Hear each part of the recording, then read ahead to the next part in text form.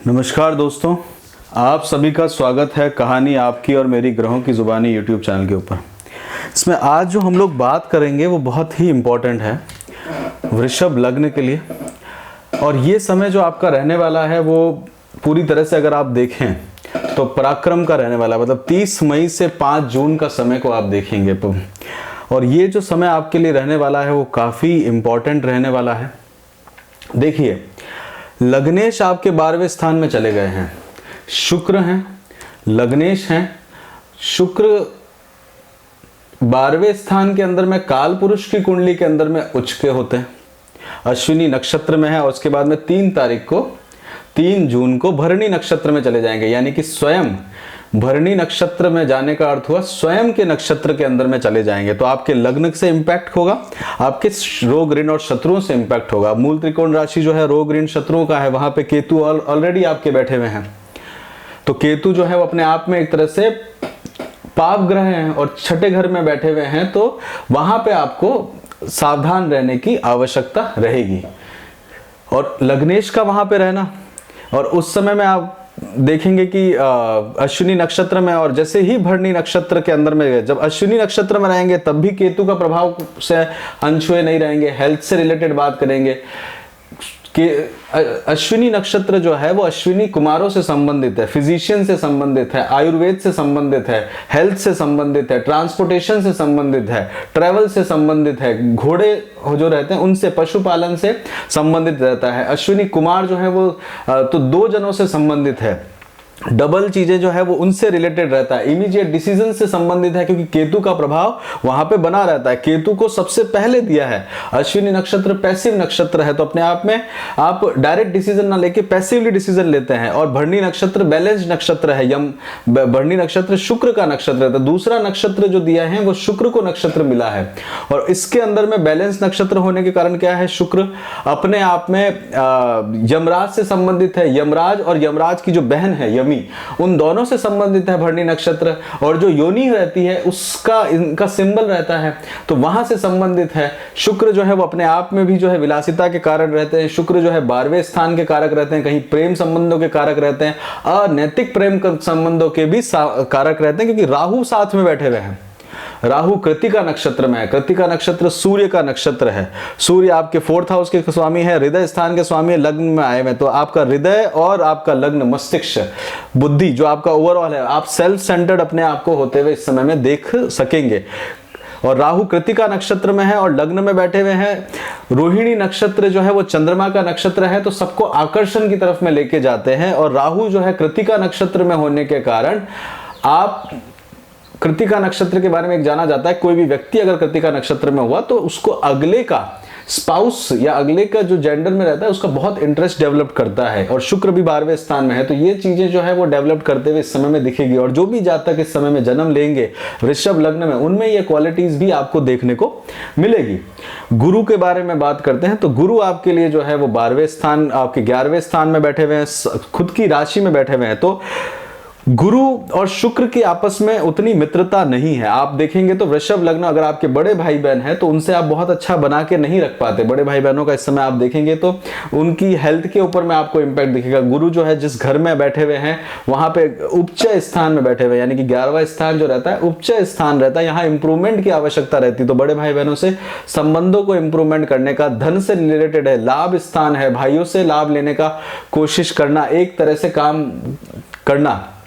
साथ के साथ में गुरु की पंचम दृष्टि छोटे भाई बहनों पर है, पड़ोस के ऊपर में है, यात्राओं के ऊपर में है, और ये बहुत इंपॉर्टेंट है। देखिए, आपके धर्म अर्थ काम मोक्ष, धर्म अर्थ काम मोक्ष, धर्म अर्थ काम, तो काम त्रिकोण के अंदर में, काम त्रिकोण के एक पावर में गुरु बैठे हुए हैं और काम के कारण में ही देख रहे हैं, दोनों ही दूसरे उच्च स्थान में देख रहे हैं। तो 2 उच्च स्थानों का इन्वॉल्वमेंट, साथ में 1 2 3 4 5 6 7 8 9, और आपके सप्तम स्थान का, स्पाउस के ऊपर में स्थान का देख रहे हैं, जहां पे मंगल बैठे हुए, और मंगल भी साथ में, मंगल की राशि आपके स्पाउस का स्वामी पंचमेश में है, संतान की तरफ में ध्यान केंद्रित करते हुए दिख रहा है।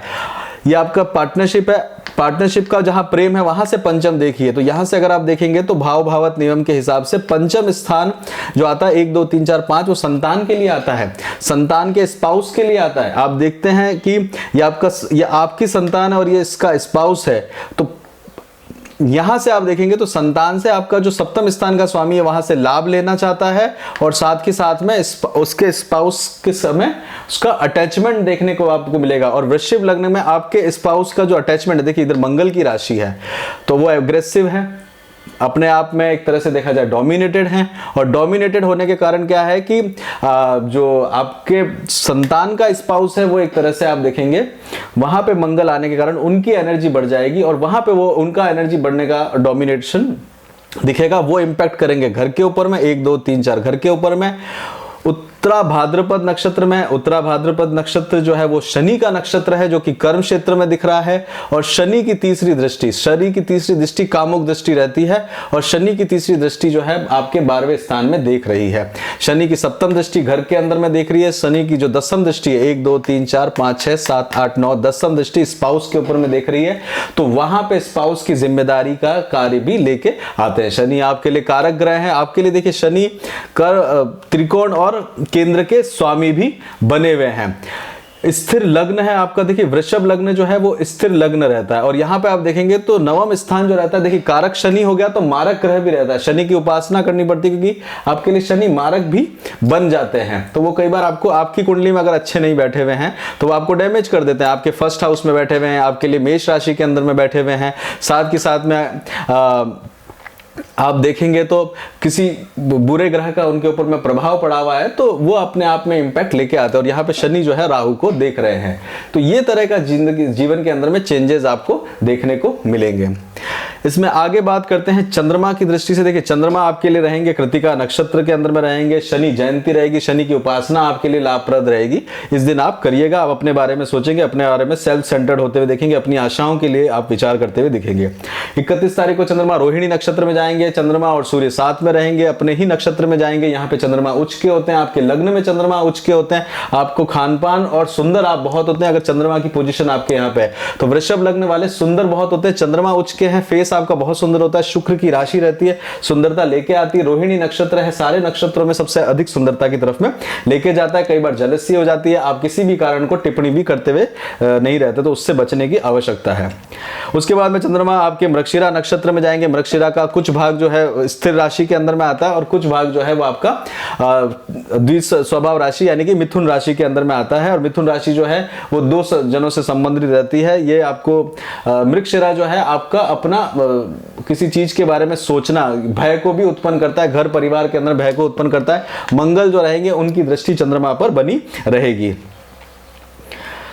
अपने घर से मंगल जो है अष्टम में रहेंगे तो घर का उस दिन आपको कलेश का सामना करना पड़ सकता है। उसके बाद 2 तारीख को आद्रा नक्षत्र में जाएंगे, आद्रा नक्षत्र रुद्र से संबंधित है, किसी कारणवश दुख क्रिएट कर सकता है, किसी कारण इमीडिएट डिसीजन ले सकते हैं। 12वें घर में चंद्रमा राहु बैठे हुए हैं, चंद्रमा की इंटेंसिटी भी इतनी ज्यादा अच्छी नहीं है, और राहु जो है इस समय में 12वें स्थान में व्यय स्थान के अंदर बैठे हैं, तो धनेश का और व्यय का संबंध यहाँ पे बैठ रहा है, तो धन का व्यय होते हुए आपको दिखेगा। हेल्थ के लिए हो सकता है, खान पान के लिए हो सकता है, साथ ही साथ में कहीं यात्राएं या ट्रेवलिंग के लिए भी आपको जाना पड़ सकता है। 3 तारीख को देखेंगे चंद्रमा पुनर्वसु नक्षत्र में जाएंगे। पुनर्वसु नक्षत्र जो है गुरु का नक्षत्र है, पैसिव तरह का नक्षत्र रहता है, और यहां पे आप देखेंगे तो बुध मार्गी हो जाएंगे, शुक्र जो है वो भरणी नक्षत्र में चले जाएंगे, और गुरु जो है तीसरे पद के उत्तरा भाद्रपद नक्षत्र में चले जाएंगे। और यहां पे आपके लिए जो है पुनर्वसु में चीजों को ठीक करने का, पड़ोस के अंदर में ठीक करने का, छोटे भाई बहनों के लिए ठीक करने का, ट्रेवलिंग के लिए ठीक करने का, कुछ पराक्रम करने का आपको मन बनते हुए दिखेगा।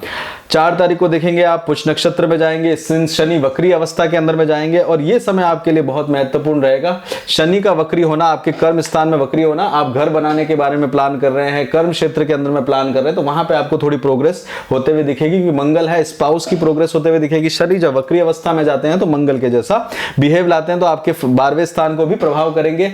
और 12वां स्थान जो रहता है आइसोलेशन का रहता है, 12वां स्थान जो रहता है अपने आप में बेडरूम का रहता है, 12वां स्थान हॉस्पिटल का रहता है, 12वां स्थान जो है अगर आपको कोई मेडिटेशन वगैरह करते हैं तो उसमें भी लाभप्रद बना रहता है, आध्यात्म के अंदर में भी अच्छा लेके जाता है, परंतु राहु उसको करने नहीं देते।